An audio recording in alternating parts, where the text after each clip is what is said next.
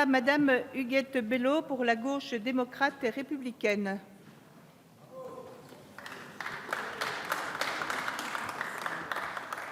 Madame la Présidente, Madame la Garde des Sceaux, mes chers collègues, depuis 1988, pas moins de 30 lois ont été adoptées visant à prévenir, à supprimer et à sanctionner les pratiques qui entachent la vie politique et défigurent la démocratie.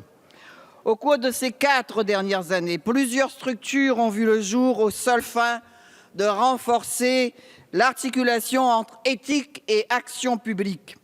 La Haute Autorité pour la transparence de la vie publique, le Parquet national financier, l'Agence française anticorruption, mais aussi de nouvelles règles déontologiques existent désormais pour répondre aux attentes légitimes des citoyens à l'égard de ceux qui les représentent. Pourtant, si l'on se réfère à l'abstention massive et inédite des 2 derniers scrutins ou encore à la perception des Français sur la corruption dans le monde politique, ces avancées réelles ne paraissent pas suffire à inverser le mouvement de défiance vis-à-vis des responsables publics et singulièrement des élus nationaux.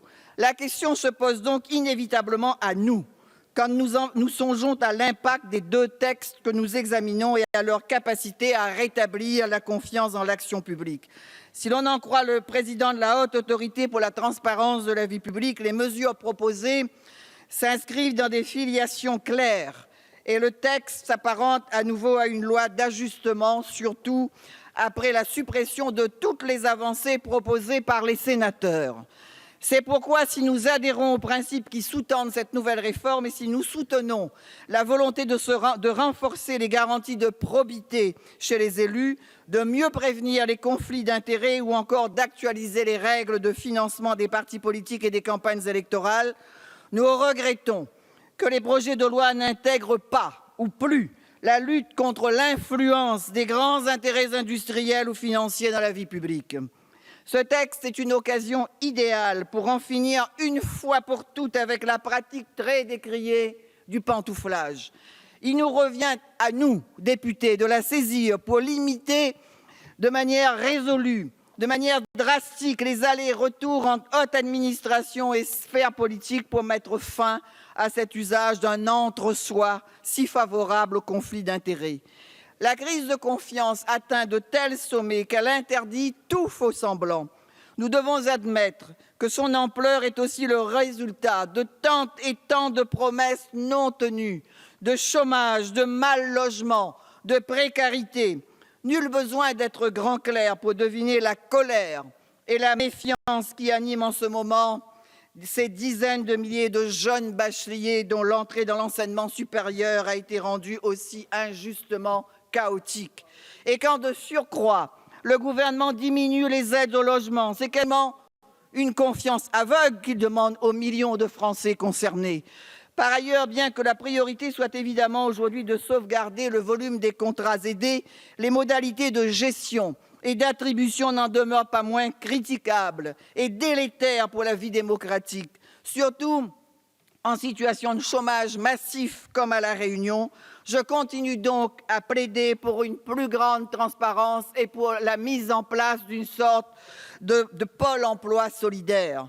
Vouloir retrouver la confiance de nos concitoyens en ignorant l'accroissement des inégalités et ses conséquences sur l'existence du plus grand nombre risque d'être un vœu pieux. Les écarts de rémunération, les licenciements boursiers sont à la limite du supportable pour la cohésion sociale, pour les investissements et pour la croissance elle-même. Là encore, il nous revient d'agir, par exemple en poursuivant ce que nous avons commencé à faire à la fin de l'année dernière pour limiter les onéreuses dérives de la défiscalisation des actions gratuites pour le budget de la nation. C'est parce que ces questions liées aux déréglementations, notamment dans la finance, seront au cœur de la décision politique que les dispositions de ces projets de loi et de ceux qui les ont précédés trouveront leur pleine efficacité et rempliront l'objectif qui leur est assigné.